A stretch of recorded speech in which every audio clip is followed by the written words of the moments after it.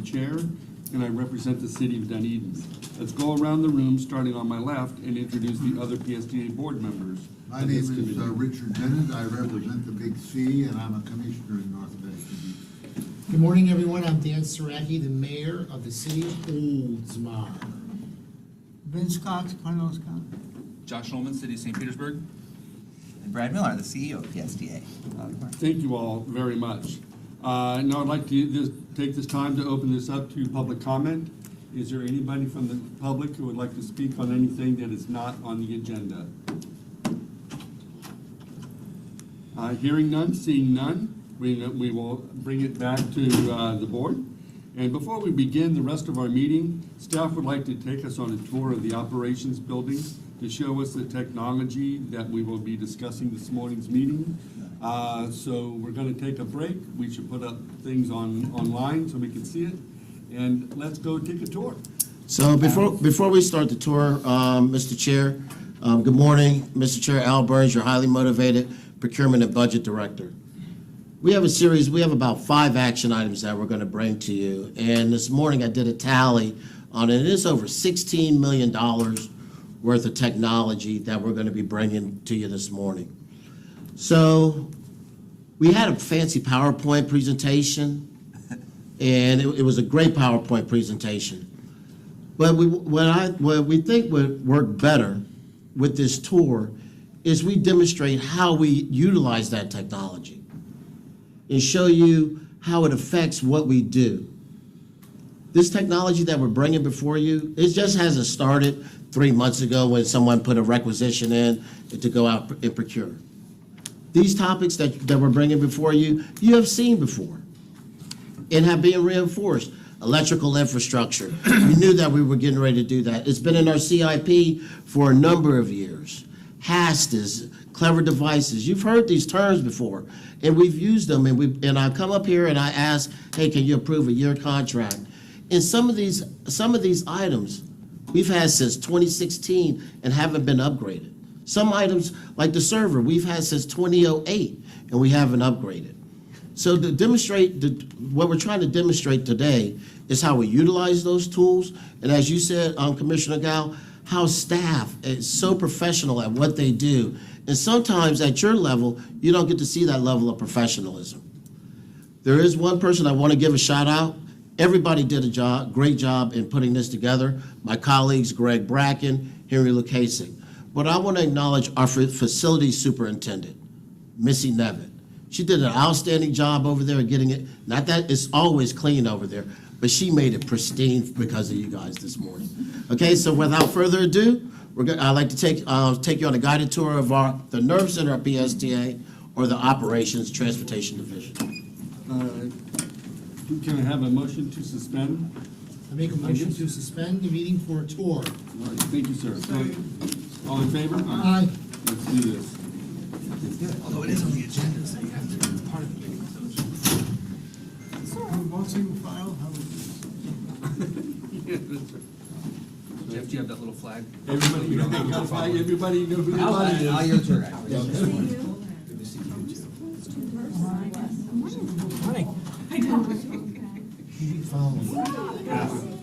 Following Al? Yes. You're following Al.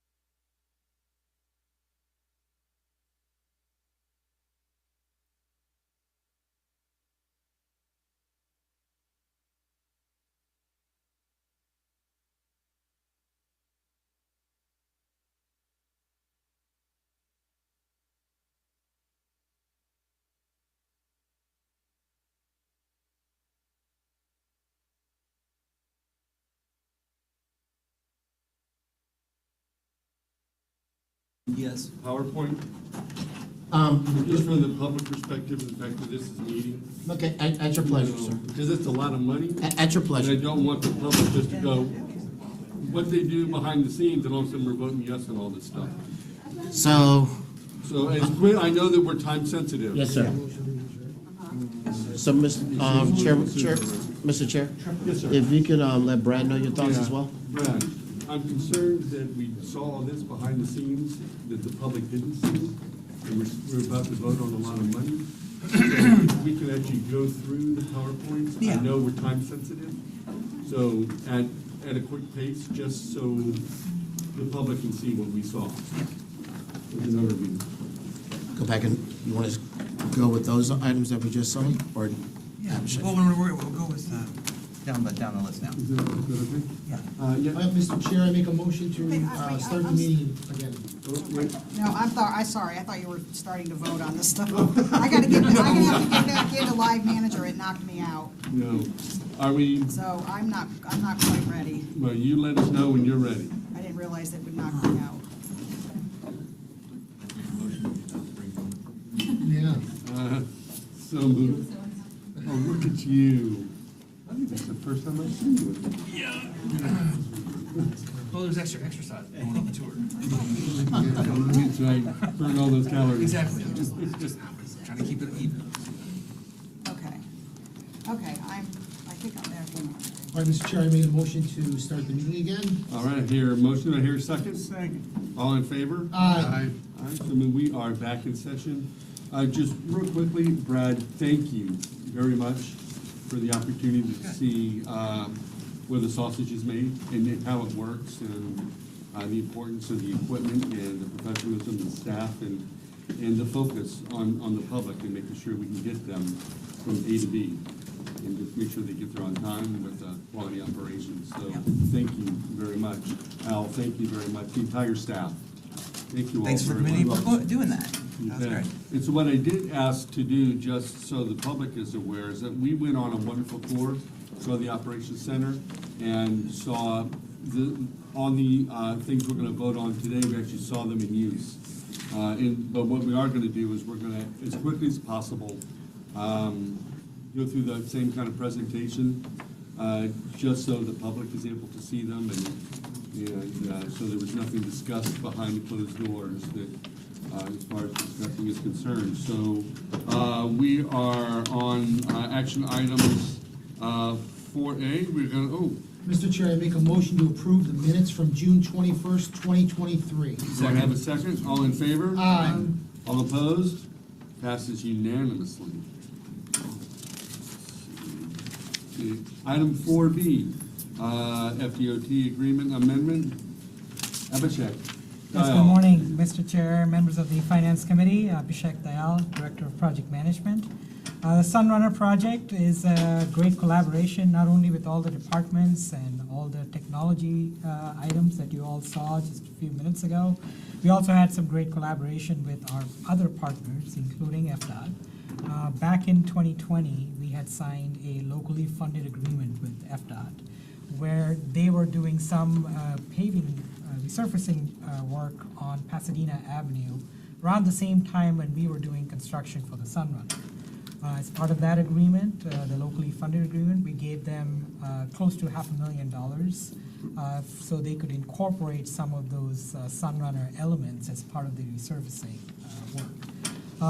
Through that process, we decided to take back some of those elements to our construction team, and we essentially installed those back lanes. And so this agreement essentially is to close out the work, and since that work is complete, we would get back some of the money, minus the amount of money that they spent on some of those items. And so in total, we'll be getting back $331,819. And so I'm requesting the committee to approve the amendment to the locally funded agreement so that we could get the funds back from everyone. With that, I'm happy to take any questions. Are there any questions? Josh? Thank you, Mr. Chair. Where does that 331,819 go? Is that part of the original Sunrunner budget? Yes, yes, it is. And what are those funds already earmarked towards something else in the Sunrunner extended plan? These funds are accounted for in terms of some of the savings that we realized through the project, and then also the expenditures that we incurred. So it'll be a combination of both.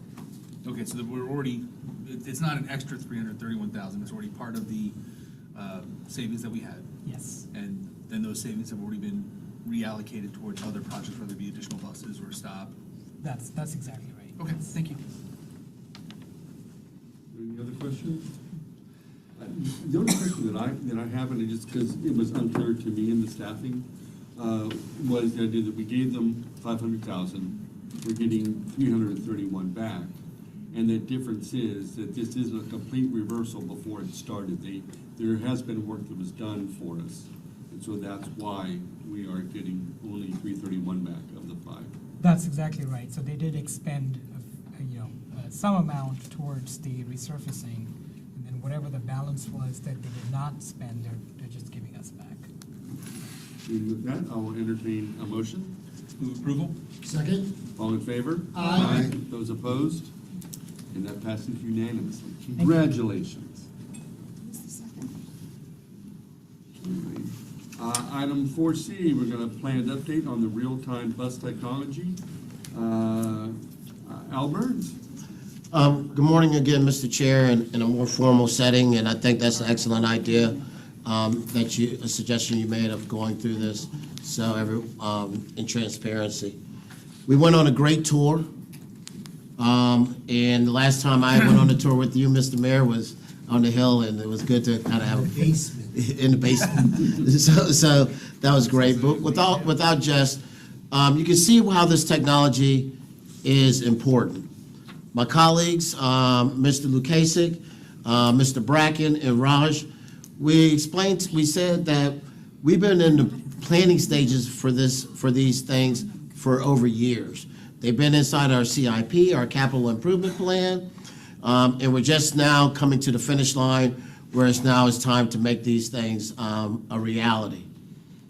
The thing I will ask you to take in consideration is what would be the impact if one of these things did not pass, if one of these action items did not get approved. At the end of the day, essentially, it would mean some portion of the agency would go dark and we wouldn't be able to operate as efficiently and effectively for our customers here in the county.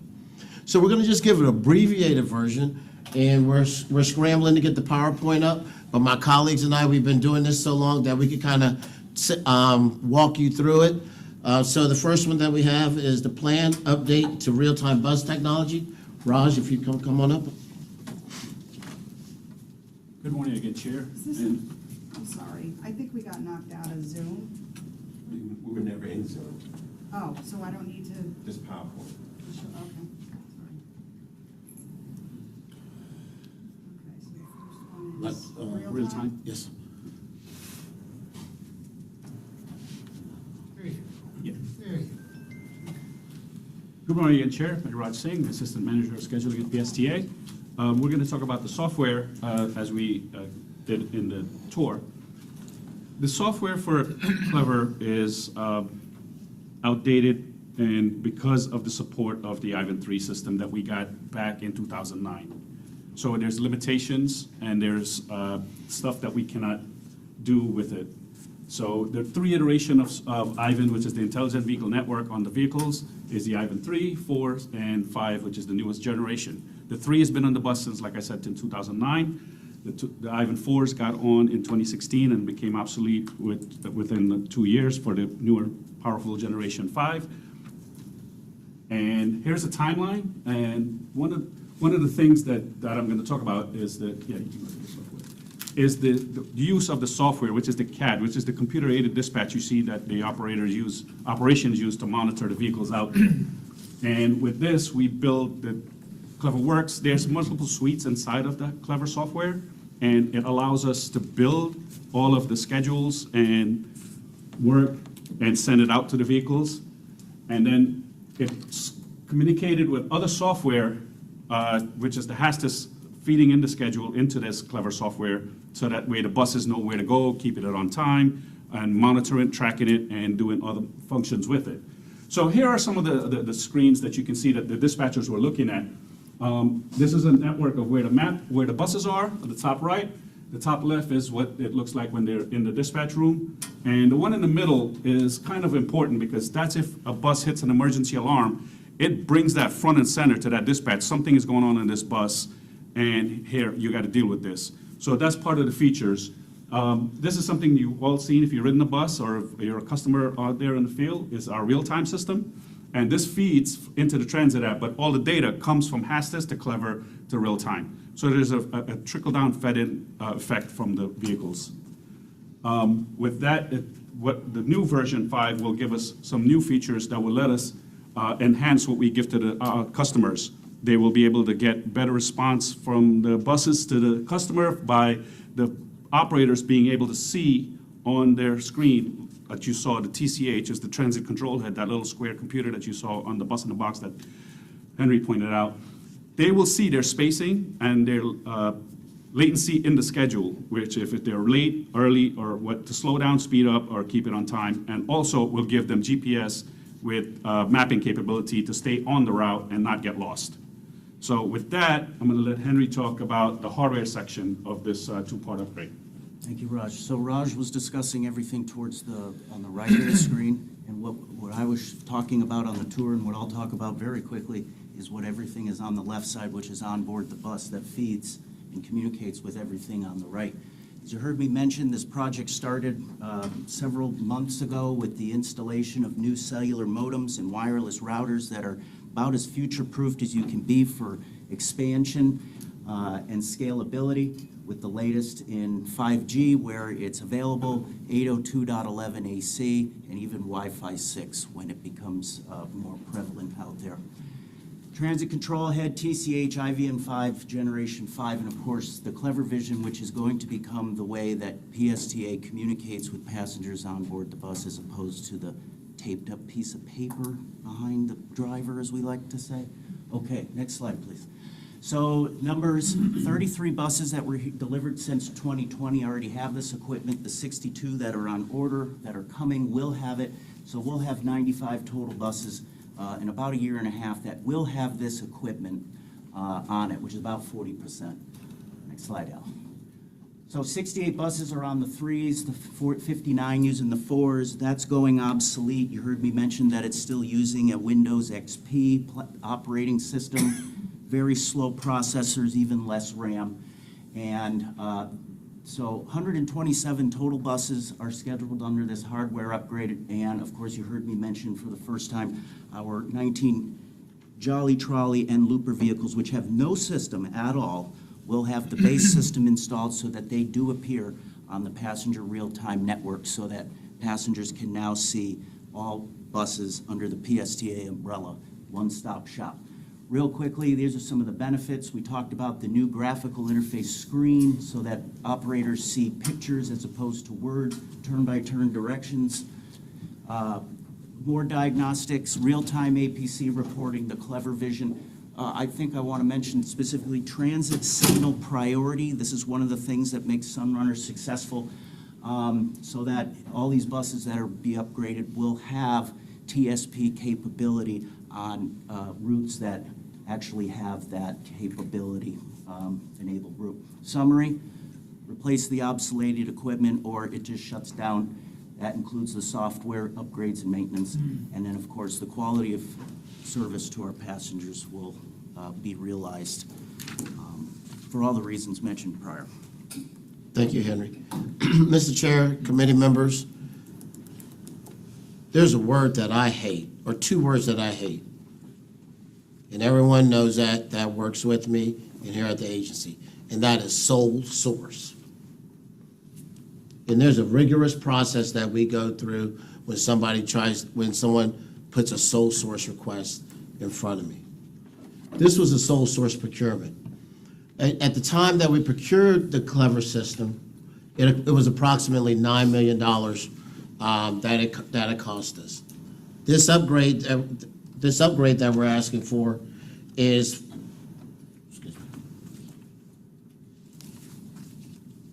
It's a lot of money. yes, sir.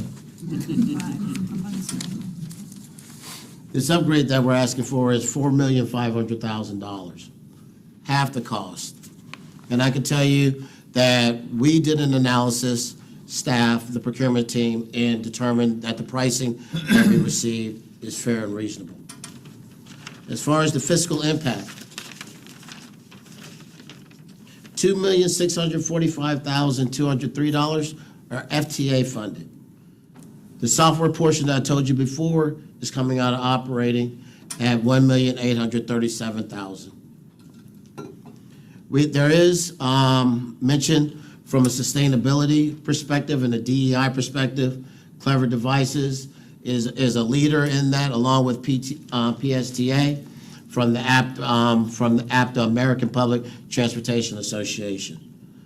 Mr. Chair, committee members, the recommendation that I bring before you this morning is recommend approval of a 5-year contract with Clever Devices for a total contract amount not to exceed $4,500,000. If there's any questions, me or my colleagues would be more than happy to answer them. Are there any questions? Thank you, Mr. Chair. Henry, just a quick question about the TCH. Does that have I know it offers a lot of features to the drivers. Does that shut off its speed, or limit the interaction? So yes, there's a setting for that. Currently, it's set at, after the bus is at 15 miles an hour, it'll go dark. What we plan to do is set it at 45, which is the safest operating condition where they can see the map so they can stay on their schedule, which is most roads and others. So we'll reconfigure it to set at 45. At 46, it'll go dark. But whenever it's on and the bus is moving with the map on, there's no interaction. It's just information to see. Okay. So it works just like your GPS, but without any touch. Thank you. So this is upgrading the Clever upgrades the real-time system from what we have currently. I don't mean to be cynical, but is it really going to be real-time? Because our current real-time system is not. So one of the issues with that is upgrading of the modems on the buses. What is actually the communications. We're still using some very antiquated 4G modems. You heard that we're doing a patchwork. So those new cellular routers going in will decrease the latency in terms of communication. Also, the buses, I didn't point out that we'll be installing six-way antennas, MIMO antennas. So that will improve the reception on the buses, much more powerful than what we have on there, which is only 5 gigahertz antennas. And then, of course, everything in the back office back here with the servers, taking all that in, it should improve. But the real-time data is only as fast as what the bus is communicating on what cellular network. So in putting all this together, is there an assurance built into the contract that makes sure it communicates the way it's supposed to? So we have performance standards that we're going to expect. And of course, with our new modems and routers going in, with our cellular providers, I believe we'll be switching over to FirstNet, AT&T FirstNet, which is much higher level of service and capability than the average individual has access to. I believe that's the same network that first responders communicate on. Okay. And before I have another question on the funding, I really just want to say that there's the biggest issue customers have is frequency. We want more buses more often. And this is the best way to combat frequency fatigue is giving them the information of when the bus is going to be there. So you don't need to know, you don't want to stand outside for an hour waiting for the next bus if you know it's going to be there in 6 minutes, right? And you can plan your day around that. So I think from a customer service standpoint, it is the best way to engage our customers. So I'm very appreciative. That's why I want to make sure the real-time system works. Because I've been at the bus stop and seen the real-time bus go by, but no actual bus go by. Quick question about the funding. Operating funds, 1.8 million, so that is, you said that was for the software, but that's not the initial software purchase, that is the software maintenance agreement over the next 5 years? So very good question and very astute question, Commissioner. Federal funds pays for the initial purchase of the software and the hardware. The service agreements are funded with operating funds. Okay, and the initial FTA dollars, is that is that new FTA funds, or is that part of like the Inflation Reduction Act or some other? No, it's part of our regular formula funds that we get from FTA. Okay. Right. Mhm. And is that true of all of the things that we're gonna be Yes. seeing? Okay. All right. Thank you, Mr. Chair. I have one question. We approve this today, this goes to the board. Yes, Will sir. the board get a tour too, the other members, or we're not doing that? That's up to, Well, I'm just curious because this is a big item, and I'm just thinking out loud that they might want to see what we saw, because what I learned a lot today. What goes on in PST. I thought it was a great tour. We'll see. Yeah, I mean, pretty it's just depending on the sort of public attendance. It's hard with, if Okay. there's public. Yeah. Okay, that was all I had. Thank you. I just have one comment. Oh, Thank you, Mr. Chair. Excuse me.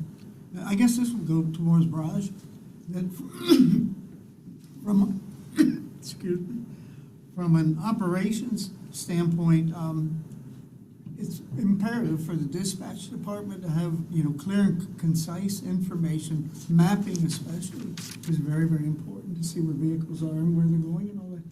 Unfortunately, we have our vendor that does our access program, and the mapping is horrible that they have to use for the dispatch. There truly is horrible, and I wish we would look into that further, because it's very difficult for the dispatchers to try to locate where vehicles are, what streets are on, and even identify the vehicles. So this is just an aside note, but I come from an operations background, so I'm all for this. I'm totally for this for PSTA. Our routing here, and I wish we could include also our vendor at our access paratransit too for improvements. That's all I have. Thank you. anyone else? Richard, we good? A lot of my questions were asked, but just to some clarification.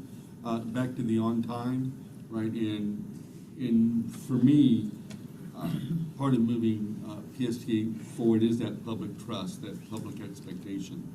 And my goal is to exceed public expectation. And so when it comes to the online, Josh, we've had conversations about that. So I want to get to the point where if I'm at home, I can actually look on my phone and see that that bus is 2 minutes away. Yeah.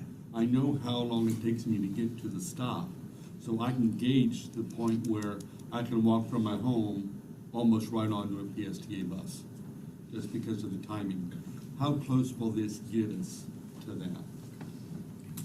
I think we're going to find out really quickly, because right now, I say this because right now, the information can only be relayed to you as fast as our slowest system. And right now, that's 13-plus years old. So for the first time with this upgrade, all of the buses will be on the same generation of reporting system, not trying to piecemeal several different ones. So I am very curious in it, and we're going to be expecting that there's going to be some dramatic improvement. We should definitely see it once everything is uniform. And this is for the entire fleet. Entire fleet. How long before we're completely out there? I would expect this project conservatively to take no less than about a year. We still have equipment to order. We're going to have to go through some engineering with the buses. We're certainly going to have to work with the contractor vehicles and work, get their electrical schematics, and then, of course, there's the installation. But I'd give it about a year. But as more buses come online with it, you should start seeing some improvement gradually. And I'll just add, this is the first time that the bus operator themselves, understanding the whole wireless is a key to the customer. I mean, how long has it been since the customer, for the first time ever, actually saw where their bus was and could actually see it real time? That was kind of game changing. And then this to show the driver where the bus in front of him is and one behind him is, I think is huge. It empowers the operators to try to be more on time. There's nothing worse than a really bad frequency route, a every 30 minutes, but two buses right behind each other, so then it's an hour. You know, they leave a big gap. And then this, by showing those buses in different colors, the drivers will kind of, on-time performance will improve. It's got to improve, with this upgrade. Wonderful, wonderful. This is expensive, but it's important. Well, it's half as expensive as it was. And a lot more to it. Quick question, we talked about the screens and accessibility. Will the bus that shows different colors based on spacing still be one of those visual cues that are still open and active while the bus is rolling? They'll see their bus, yes. Yeah, okay. Will the public see that as well, if I'm on my phone? No, you'll see the buses, see the it, yeah. public will see what the icons is, the color, the latency according to the schedule on the route that they're waiting for, how far away it is, and what it's tied to. Mr. Chair, I move approval. Do I have a Second. second? All in favor? Aye. That motion passes unanimously. Thank you, Mr. Chair. Oh, thank you, Al, very much. And then we are the planned update to the Haskus scheduling software.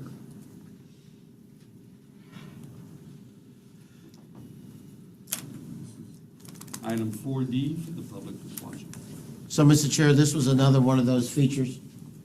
This was another one of those features that we showed you on our tour. It played an intricate part at the dispatch window and in the radio room. And to go over an abbreviated version of the PowerPoint is Raj. Good morning again, Chair. Raj Singh, Assistant Manager of Schedule here at PSTA.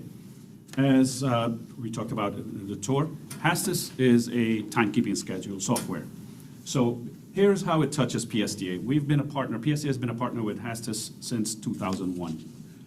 And we've had iterations of Hastis, and current version is 2016, and it's outdating, and we're needing to upgrade. So the uses of it is, like I said, it was in multiple departments, which is going from operations to planning, scheduling, and here are some of the touches that it does. In the planning, we build all of the schedule for the next service change where we want to tweak a route. If it's running late, behind, early, we take out some time, stuff like that. And then that information is fed to this daily side, which is what operation, and the operators bid their work, and then they would run that. So that's how it affects operation and the daily side. Yeah, go ahead. And this is kind of what it looks like for all of the vehicles on a route. This is what it looks like on the daily side, what they would look for. And some of the new stuff that we would get with the upgrade as well is that we only consider the timekeeping for all of the operators. And now with the new one, we're gonna bring in non-drivers, like with supervisors, the maintenance staff, the CSRs. They can utilize how they bid their work and create their schedule in Hastis as well. Right now, what they do is Henry or his team or Greg and his team, for those people, they would have to create something on paper or in Excel, and everyone would have to come in and pick something that they want to do off day, something like that. So that's called the bidded schedule. So with that, we have self-service, what we implemented, we wish we had it during the pandemic, but it was implemented right after the pandemic. So all the schedules are built, and the operators or anyone that's part of this service, they log in at home and they can see exactly what's going on, pick what they want, and it's touchless, contactless between people, which is all software related. So that's some of the features and what we're gonna implement with the new Hastis 2024. And now? So, Mr. Chair, committee members, this is some of the features that is included in our software maintenance and support. The action, once again, this was a sole source procurement. We procured the Giro system in 2001. And in 2019, I brought something before you and the board of directors, and then again in July of 2020. So what I'm trying to do is, if you notice, the Clever and the Hastis agreement, the Giro agreement, they are 5-year agreements. Versus me coming to you on an annual basis, what I've done is I've gotten 5-year agreements in place. Once again, the Clever was at 3.5, The Clever is at 3.0 escalation, and the Giro/Hastis is at 3.5. Commissioner, you asked a good question about, hey, the split from the funding source. The upgrade, the software upgrade, the software and the upgrade, which is kind of synonymous, that is FTA funded. The maintenance agreement that I showed, that is from operating funds. So I just want to make sure that I distinguish. And the action item that I bring before you is recommend approval of a 5-year contract and upgrade with Giro for a total contract amount not to exceed $1,882,000. If there's any questions, Raj or I would be more than happy to answer them. Yes, sir.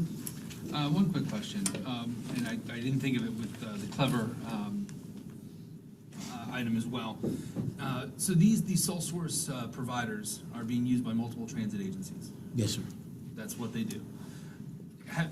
Are we privy to, or are we able to see what the operating contract costs are for those other agencies to see, from a competitive procurement process, where we stand in our cost versus similar providers? The short answer to that is yes. The only reason I paused a little bit in saying, just giving a knee-jerk yes, is that everything is kind of tailored to that individual's transit system, right? So there's different features that both systems may have, but because of the size of the fleet, the technology, other technology that the fleet has. But at the end of the day, what I would tell you is that I contact my peers across the country. I also contact the contractors. Clever, I asked them, hey, what are other agencies have paid for this upgrade? And they've sent me data to support that, but they always give me a caveat that, hey, Al, it's not apples for apples. So I just want to just go on the record of saying that. But what we do make sure that we are getting is a determination that is fair and reasonable, and particularly on the software side, on the extended maintenance agreement. I'll negotiate where they'll have start off with 7%, and we'll just have that dialogue for many a day until, that we get it where I can go to Debbie and go to Brad and say, hey, we were able to get escalation at 3 or 3.5, and I feel very comfortable with that. I don't know if I answered your question. You did, and I appreciate the explanation that even though it's a sole source contract, it does not mean that it is just take it or leave it. Also, additionally, on the record, there is, according to Florida statute, there is a process where we have to post it on our website for a number of days, and then if anyone comes in and says, hey, we could provide that, there's another step to that process. So it's not like we could just say, okay, we're going to just go move forward. Staff, my team in the back of the room, they make sure that it's posted on our website and on DemandStar for the required number of days, and we answer responses to those as they come in. And Hastis, was Hastis the one that had an original 8% increase per year? That was Clever. That was Clever, okay.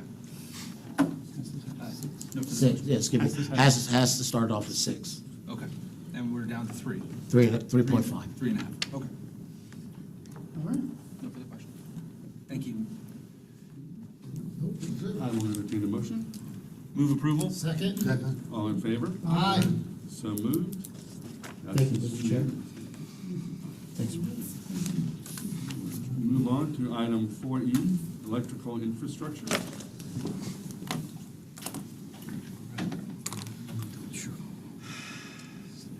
Okay, so we'll do this pretty quickly to recap what we saw in the tour. From that great vantage point, I call it the flight deck. All right, so this is going to be a recommendation. There's an A and B. One is going to be to approve a one-time contract with Duke Energy One for the installation of 48 chargers at a not-to-exceed $9.5 million, and then recommend approval to reimburse Duke Regulated for the installation of 4 transformers in the not-to-exceed amount of $475,000. So you saw for the first time, I believe, 3 of the 62 buses coming in. I'm pretty sure, I know for a fact our marketing department will be planning a more formal ceremony so that everybody can take a look at it and take a ride on it. Board approved that back in 2021. Here's the delivery schedule I talked about. We're going to take another 3 buses this year, and then 2024 into the first quarter of 2025 is going to be very busy with the delivery of almost 58 some odd vehicles. When do we look like we're going to deploy these? So you can see 2018 through 2021, we do have 6 in service. And then, of course, by 2025, we're going to have all 68 in service. They will be brought online gradually throughout 2023, last quarter 23, and of course during 24 and 25. So additional buses requires additional infrastructure. We talked about phase 1. We talked about how that the chargers out there are 200 kW. It can give us a full recharge and turn around in approximately 4 hours. The original 12 were installed by Duke Energy One. Yes, the same Duke Energy One that we're recommending approval under this one. We've got folks from Energy One and Regulated in the audience here today. And we look to energize phase 1 August 7th, 23. You saw the layout in the parking lot. You talked about how they're staggered so that buses that are parked next to each other can sister a charger should the one that is assigned to it be down. These are some pictures from phase 1. Very big crane. This is 5 or 6 o'clock in the morning. They get up early and come to work. And then, of course, down on the ground base level, those big silver boxes are called the power blocks. That's where all the magic happens, really. That's where all the power comes from. The orange things, we call those dispensers, and we did talk about the charging compatibility standard with North American buses and most common plug types here that's been adopted in North America. And then this is us just sizing, making sure that our connection ports are functioning correctly. This is all that entails phase 2, rows B, C, D, and E, everything in yellow. And of course, we're going to add 4 more 2.5 MVA transformers and other main switches, which you saw out in the grassy area. So that's phase 2 in a nutshell. And the reason why there's 4 more is that each transformer and switch gear was sized accordingly to support 12 chargers.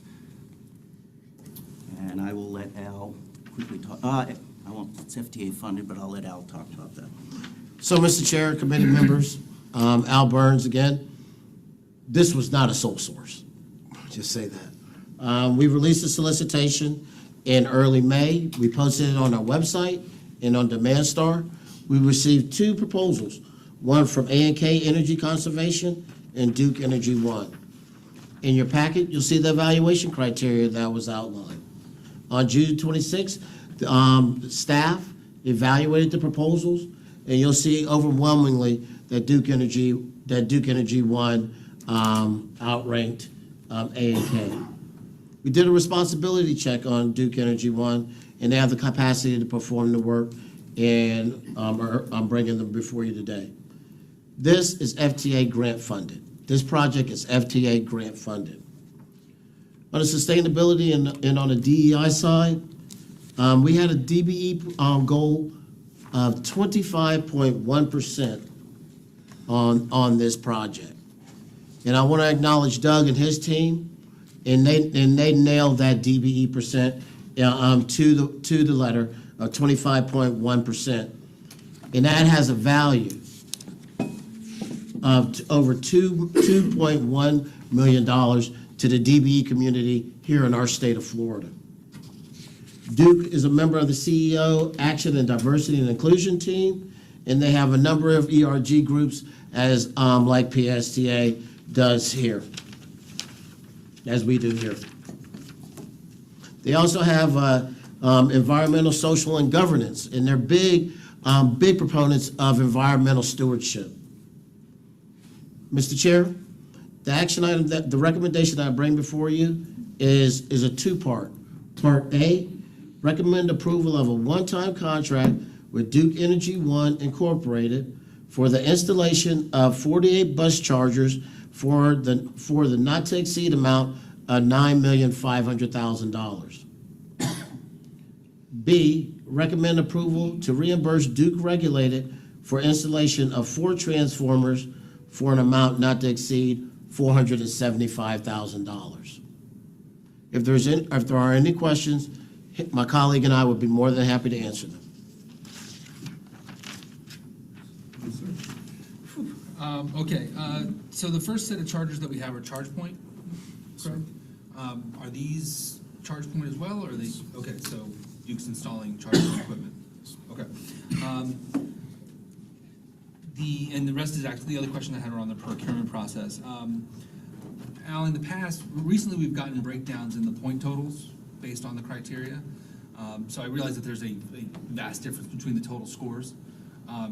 It would be nice before the board, for the board meeting, to have the breakdown of the points. I would appreciate having that additional detail, unless there's some reason not to. There's no reason not to.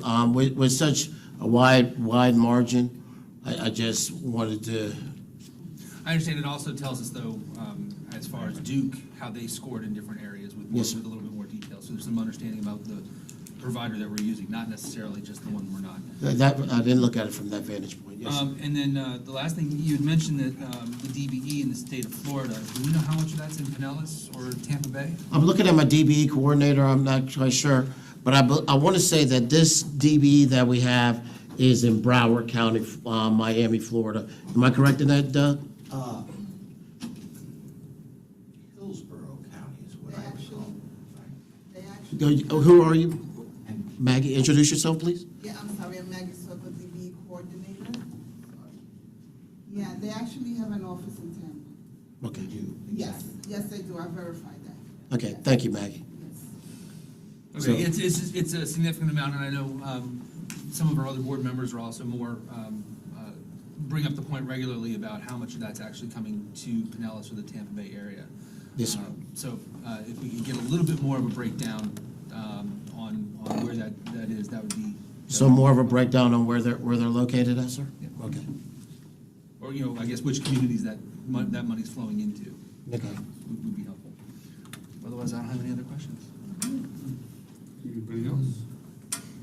No? We're good. Entertain a motion? Move approval? I recommend approval of the one-time contract with Duke Energy for $9.5 million. And D. And recommend approval, you want to do them both together? Recommend Yeah. approval of the reimbursed Duke for $475,000. Second. All in favor? Aye. Those opposed? And that motion passes unanimously. Thank you, Mr. Chairman. We're spending a lot of money today. Yeah. Technically, we're Good money. recommending. It does make me a little uncomfortable. But it's all good money. Item 4F, data backup, and just remind people that we are close on time. Yeah. About 7 more minutes, so. 2 more. I see you looking at me. How many donuts left? All right, so data backup, who is gonna, oh, Debbie. Yes, this morning, I am Debbie Lees, but I am the interim IT director this morning, and have been for the last few months. So this is one of the things that staff has really worked hard on. Our current data backup system dates back to 2005. So we've been very busy in the IT department, as you can see, with a lot of technology projects. And this one is not as expensive. It is for the data backup, $215,000 with Hewlett Packard. And every night we back up any of the changes, any of the things we've done every day. And then once a week, we re-back up everything all over again. I had actually asked Al to do a PowerPoint for me, but I think he thought it would be too corny, where he found a picture, kind of a black and white picture, of a woman holding those big old tapes that things get backed up on. That's sort of where I feel we are at today, and we're taking it into the right century with this contract. So that is what the project is about, and I'll let Al talk about the procurement. Thank you, Debbie. Al Burns, Director of Procurement. In May, this wasn't a sole source. In May, we actually went out for competition on May 18th, and we received three bids on this. We received Hewlett Packard Enterprise, Green Pages, and Tensys Technology. And in your table, you can see the price breakdown of that. We did a responsibility check on Hewlett Packard Enterprise, and they came back everything outstanding. Once again, this action item here is funded from grant funds. It's not operating. There are a couple bullets from a sustainability and a DEI perspective, but I'll let you read that at your leisure because of the time constraints. Mr. Chair, committee members, the recommendation for this is recommend approval of a 5-year contract with Hewlett Packard Enterprise Company for a total contract amount not to exceed $215,000.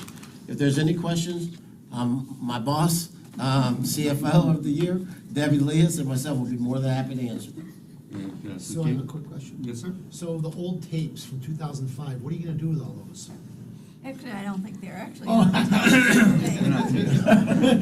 was a trick I question. think there's a museum we could put. It's an old one. Right. Donate. Mr. Chair? Yes, sir. As part of the procurement process, did we discuss the data security information? So do we know how they're protecting that data as they're backing it up? Because we're doing it in cloud-based. No, it is not cloud-based. It's not. It's not. But it has that option for functionality. Because one of the things that my next step is to take a look at it from a cloud-based. We have redundant servers on an off-site location that I want to be able to, as in maybe a phase 2, is to be able to take that backup data through a cloud so that we have it on our backup servers.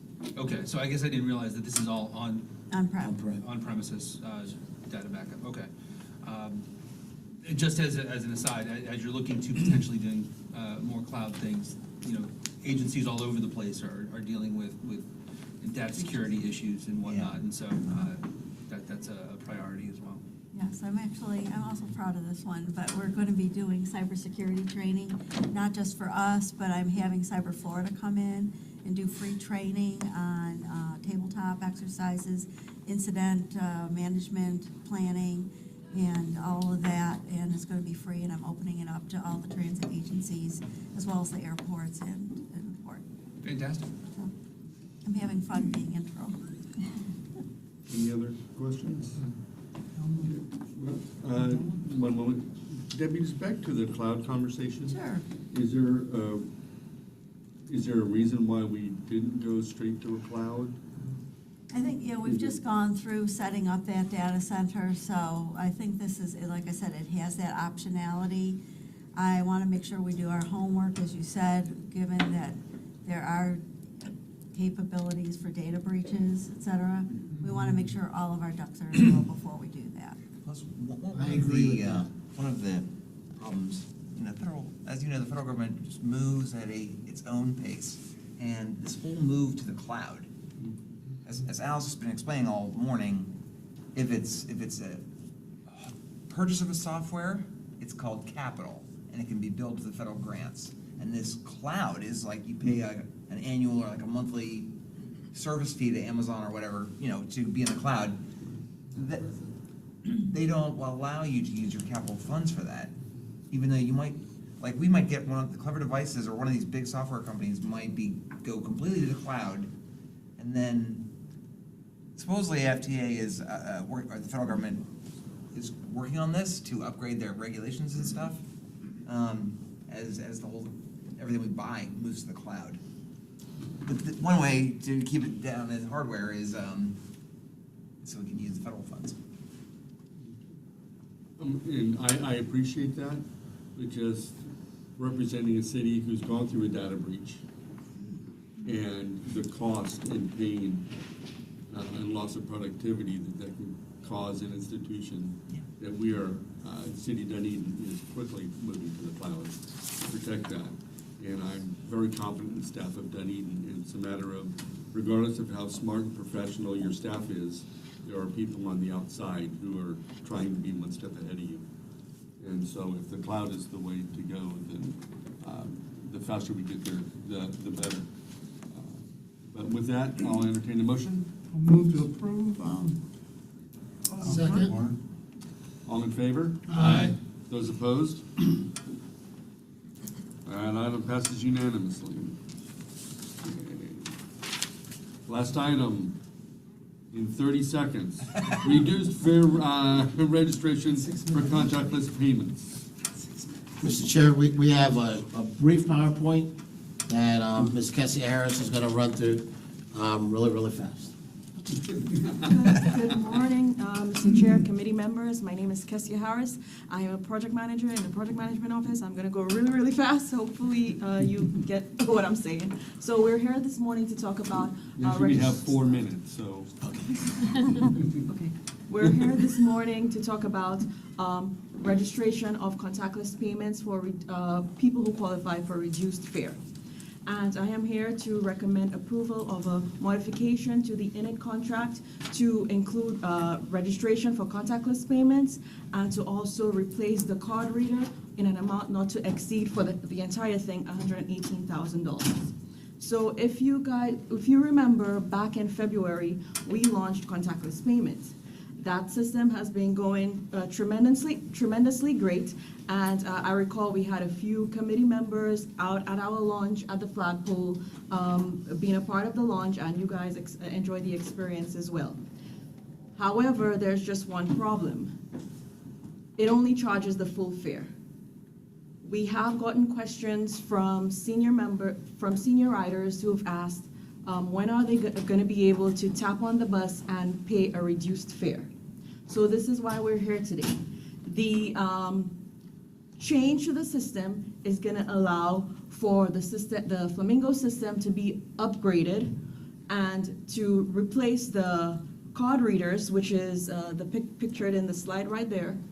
And this will be able to allow the customer service representatives to take the senior citizen credit debit card and be able to transfer information, so whenever they get to the bus and they tap their card, they will pay a reduced fare and not the full fare.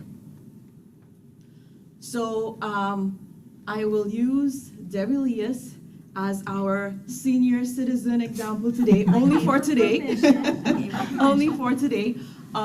If Debbie wants to pay at a reduced rate, right now she would have to go to the bus, to a terminal or PSTA and present her information, her ID, her Medicaid card, to show that she qualifies. The customer service representative will verify her information and input it into their computer system and register her as a senior discount member. Then she will go on the bus with that Flamingo card, and that is what she will use to pay for a reduced fare. This upgrade now will allow her to she will still go to the terminal, present her information to prove that she qualifies for a discount, but this time she will hand over whatever credit debit card she currently uses at the supermarket or anywhere else. She will hand it over to the CSR.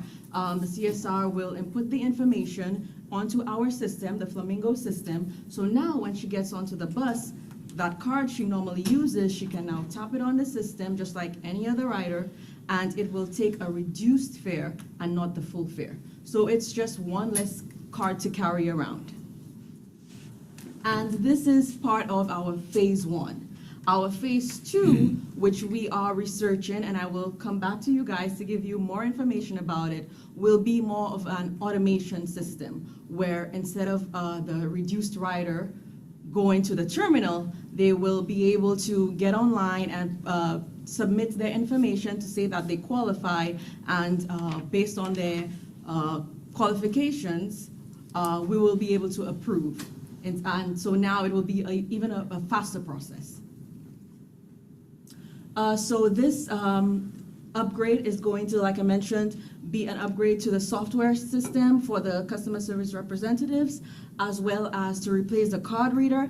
And as a bonus, everybody else will be able to also register their cards online on the Flamingo website, basically to track their transactions, as well as to block or unblock their card to be used on the bus if they wish to. And the timeline for this project is to go live in January of 2024.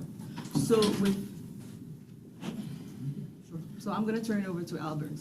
So this contract, PSTA doesn't own the contract for this. This contract is administered through Hillsborough Area Regional Transit, HART.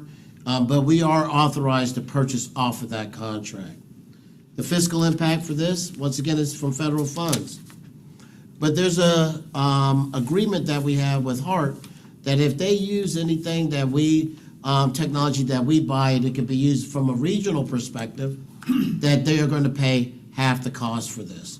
But we have to issue the purchase order to Enid in the amount of the full cost, which is $118,000.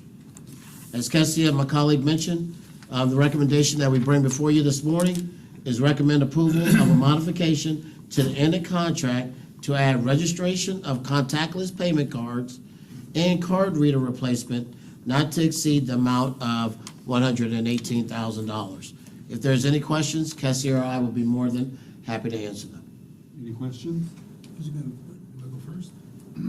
If, will that 118 be split with Hart? or- Yes. Oh, So 59,000. Thanks, that's all. Yes, yes, sir, I'm sorry. Thank you, Mr. Chair. So, under the current system, as an adult rider, do you get the fare capping when you use the contactless? Okay. Correct. Um, Daily. Understood. So what do the new boxes do? The new boxes will be able to register the credit or debit card. Currently, the old boxes can only register the Flamingo card. With the new box, they will also be able to register the Flamingo card. So it will do Flamingo cards and debit credit. It's PCI compliant so that the customer service person is not typing in a credit card. It's like at the Starbucks, you just tap it. Okay. And it puts it right into the system. Okay, so those are not on the buses, those are No, those at are the- customer yes, service. yes. Okay, that's what I was saying, I'm like, why are we changing things on the buses? No, not at Now I understand, I was also wondering why it was so inexpensive if we were changing things on the buses. Okay, thank you. Thank you. So I have a question. Where do they go to register for this? Here or at any terminal? They can go to the terminal or they can go to the front receptionist. So at the terminal, who's there? Is it just The a? customer service representative. Okay. And how many of those do we have? I believe 2 at Grand Central and 1 at Williams. Not Williams. In Ellis Park, Williams Park. Clearwater, here, So there's and sometimes Williamsport. okay, and there's a customer representative there to do this for them. Correct. They do the data. Yes. The reason why I'm saying this, when I was in Hawaii, they had this system, and you would go to like a 7-Eleven, and you could actually register at the 7-Eleven through the kiosks. So I was just bringing that up, just for information. I just wanted to, that's why I was curious. That's all I have, Mr. Chair. Another question, Mr. Chair. And if you can do that, could we do that on the desktop if they're home?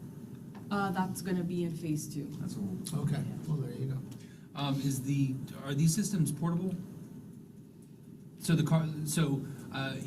we want to send our CSRs out to yeah. events and register Oh. people at like the senior citizen home? That, Well, at a that- home that is a or- question I'll have to find out from Init, but for now, it's a system they were gonna have to go to the terminal. Okay, because I said the best way to register folks is to register them where they are, Yeah. not where we want them to go. So okay, Interesting question, though. all right, thank you. Good idea. That's actually a great question. That's very good. Now, what will the customer see on their bank statement? Are they gonna see the full charge and then a refund, or are they just gonna see the net charge? They're only gonna see what they're charged for, which is a reduced rate. Any questions? Mr. Chair, I move approval. Second. All approved? Aye. Opposed? No? Item Yes. Thank you, Mr. Chair. item passes unanimously. We're gonna pass on all the reports, and if anybody, because they're online, they're in your packet, if you have any questions, talk to staff directly. And our next meeting is scheduled for August 16th at 9 a.m. I will entertain. All right, we are adjourned. Thank you. Tried to move that along as fast as I could. Yeah, you guys did great. Yeah, that's good. There you go. Okay, planning committee. And like a lot of things, you don't have to go home. Just keep saying. That's the microphone game.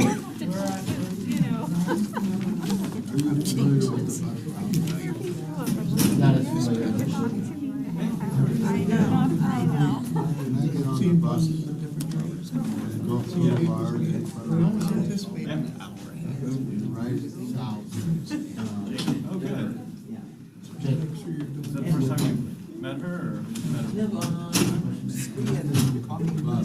Gulf Boulevard in front of my house. The driveway. Turn around and go. I just tell the bus driver what I want to do. I believe so. Should get her a good start. It's a 10-year contract, but it's 5 years for her. But really, good fun. If you're taking Gulf Boulevard, you're probably taking the Central Beach trolley down, I would imagine. Down, and then you'd probably get off just before 75th and Gulf, and then you have to walk Mr. Flowers will probably be on Zoom. I'm looking them now, but if you walk to the nearest Central station, that'll take you right They there. are. Move out of the way to the people. Budget question. One of the main questions is you, we did a great job. And I'm Park in the neighborhoods, what transition in between like cities and. I'm so used to saying, no, I don't